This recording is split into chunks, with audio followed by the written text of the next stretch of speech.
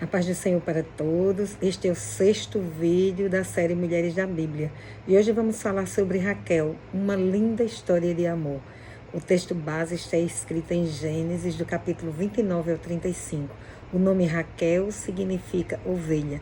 Depois que Jacó enganou seu pai e recebeu o direito de primogenitura do seu irmão, teve que ir embora de casa porque o seu irmão lhe jura: assim que meu pai morrer, eu te mato. Então Isaac resolve enviar Jacó a Harã, para a casa do seu tio Labão, irmão da sua mãe. Lá ele deveria encontrar uma esposa da família da sua mãe. Ele não deveria se casar com uma cananeia. Ele vai para Harã, uma viagem muito longa, mas no caminho, quando parou para pernoitar, ele tomou uma pedra e a fez de travesseiro na hora de dormir. E quando ele estava dormindo, teve um sonho muito lindo. Havia uma escada que subia até o céu, e os anjos subiam e desciam, e Deus estava no topo da escada. Jacó teve um encontro com o Deus do seu avô Abraão e do seu pai Isaac. Deus lhe faz promessas, lhe anima a prosseguir e também lhe garante que estaria com ele. Ao amanhecer, Jacó pega aquela pedra e faz dela uma coluna e chama aquele lugar de Betel, que significa casa de Deus. Então Jacó faz um voto ao Senhor naquele lugar, que se fosse bem sucedido na sua viagem, daria o dízimo de tudo quanto possuísse. Agora ele segue a viagem fortalecido e confiante. Depois daquela longa viagem de 750 quilômetros, ele chega a Harã, vê um poço, se aproxima, pois havia alguém por lá e ele queria se informar a respeito da sua família. Ele foi chegando e pedindo informações sobre Labão. Enquanto ele conversava com aqueles homens, uma jovem vem se aproximando. Olha, aquela que vem vindo ali é Raquel, filha de Labão. Ela vem para dar água às ovelhas, porque ela é pastora. Jacó então remove a pedra do poço, dá de beber às ovelhas, depois beija Raquel e chora muito. Conta-lhe que é seu primo, filho da sua tia Rebeca. Ele amou Raquel desde o primeiro dia que a conheceu. Seguiram juntos para casa e quando chegaram lá, Labão se emocionou ao ver o filho da sua irmã. Então o convidou para ficar em sua casa. Um mês se passou e como Jacó era um jovem trabalhador, Labão lhe chama e lhe pergunta qual o salário que ele queria receber pelos seus trabalhos. Este é um dos momentos mais românticos dessa linda história de amor, porque Jacó declara para seu tio que trabalharia por 7 anos para ter sua amada Raquel por sua mulher. Fica tudo acertado entre eles. E Jacó trabalha esses 7 anos como se fossem poucos dias. Eles passaram tão depressa aos seus olhos por causa do grande amor que ele sentia por Raquel. Terminado o tempo acertado, Jacó vai a Labão, pediu que ele era de direito, a sua amada, pois o prazo havia se esgotado. Labão então prepara uma grande festa de casamento, mas também prepara uma grande farsa, pois quem vai ser dada em casamento não era Raquel, mas era Lia, sua irmã mais velha. Aquele casamento foi a atração do ano naquele lugar. Foram convidados todos os homens da cidade. Com certeza foram feitos sacrifícios e ofertas, pois eram costumes do local. Então, depois de beber à vontade, como costume nas grandes comemorações, Jacó vai para a sua tenda, que estava toda na penumbra, para receber sua mulher, sua querida Raquel. Labão leva Lia, coberta com um véu. Ela entra em silêncio para não ser identificada. Lia deitou-se com ele, que a tomou por mulher. Não vamos falar aqui sobre Lia, pois esta será a mulher que falaremos na próxima semana. Mas vamos falar da decepção de Jacó e da sua revolta contra seu tio. Ao amanhecer o dia, Jacó pergunta: onde está Raquel? O que você faz aqui, Lia? Então ele entende tudo. Labão vai me dar uma explicação e ele sai à sua procura. Por que você fez isso comigo, Labão? É costume do local, Jacó. Não se casa a filha mais nova antes de se casar a mais velha. Por isso te dei Lia e não Raquel. Mas eu tenho uma proposta para você. Trabalhe mais 7 anos para mim e eu te darei Raquel como mulher já na próxima semana. Assim você fica com as 2 mulheres. Jacó não se assusta com mais 7 anos de trabalho, porque ele amava muito a Raquel. E passada a semana de Lia, ele tomou também a Raquel como mulher. Começa então aí um duelo entre as irmãs, esposas de Jacó, por amor e reconhecimento. Raquel tinha o amor de Jacó, todos sabiam disto, mas enquanto isso, Lia engravida do primeiro filho, do segundo filho, do terceiro filho, e do quarto filho.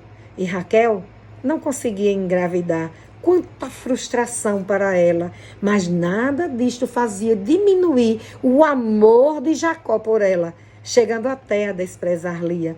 Vendo Raquel que não dava filhos a Jacó, cria ciúmes da sua irmã, pois o que mais interessava às mulheres naquela época era ter filhos. Isto estava sendo negado a ela. Raquel estava envolvida no instinto feminino da procriação, sem falar na ambição de vencer a sua irmã.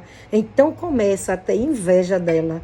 A inveja é a podridão dos ossos. Esses dois sentimentos que se alojaram no coração de Raquel, o ciúme e a inveja, encheram sua vida de tristezas e decepções a cada filho que sua irmã dava ao marido. Em certa ocasião, muito angustiada, Raquel disse a Jacó: dá-me filhos se não morro. Então ele respondeu com muita fúria, muita ira: acaso estou eu em lugar de Deus que te impediu o fruto do teu ventre?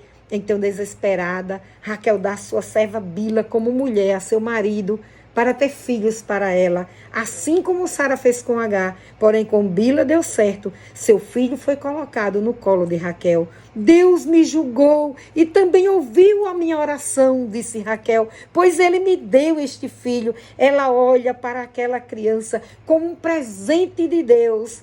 Ele agiu em seu favor. Raquel, empenhada em sua luta de vida ou morte para dar filhos a Jacó, pôde comemorar uma nova vitória. Outro filho de Bila foi entregue em seus braços. A vida segue seu curso. Um dia, Rubens, o filho mais velho de Lia, vindo do campo, trouxe mandrágoras, um tipo de fruto carnoso para sua mãe. Ao ver as mandrágoras, Raquel teve vontade de comê-las. Então, numa atitude frívola, ela negocia com sua irmã: eu fico com as mandrágoras e você pode dormir com Jacó esta noite. Lia aceita a proposta com muita alegria e corre ao encontro de Jacó. Isso demonstra o controle que Raquel tinha sobre o relacionamento de Jacó com suas mulheres. Ela manipulava sua atuação como marido, pois ele desprezava Lia. Então Deus olha para a humilhação de Lia e lhe dá mais um filho, depois outro filho e logo em seguida uma filha. Aos que são humilhados, é Deus quem exalta. Depois de todas essas lições, diz a Bíblia que Deus se lembrou de Raquel. Foi então que Deus, lhe devolveu a fertilidade e lhe deu um filho que ela chamou de José. Depois do nascimento de José, não houve mais competição entre as irmãs. É certo que Raquel, com seu filho nos braços, foi curada do ciúme e da inveja que tinha da sua irmã. A vida segue. 20 anos já haviam se passados desde que Jacó chegou a Harã. Então ele recebe uma ordem de Deus: Jacó, volta à terra dos teus pais, à tua parentela, e eu serei contigo. Jacó consulta suas mulheres, que concordam em ir embora com ele. Então a família se prepara para sair às escondidas, pois Jacó sabia que Labão não os deixaria ir tranquilamente.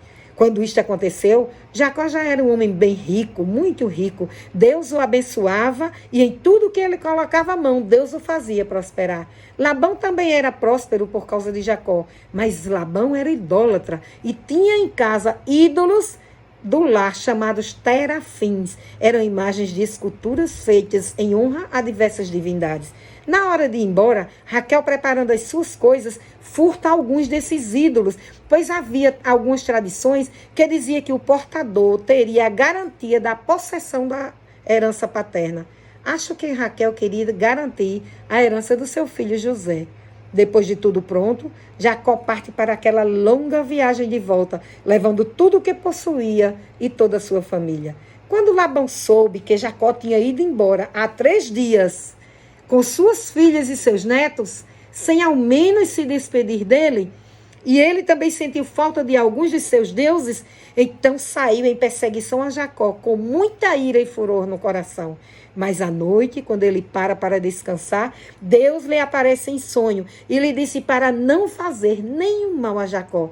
Interessante é que mesmo sem conhecer a Deus, Labão o reconhece e o obedece. Labão se encontra com Jacó, ouve suas explicações e depois contou-lhe como Deus apareceu-lhe no caminho para impedir que ele fizesse mal.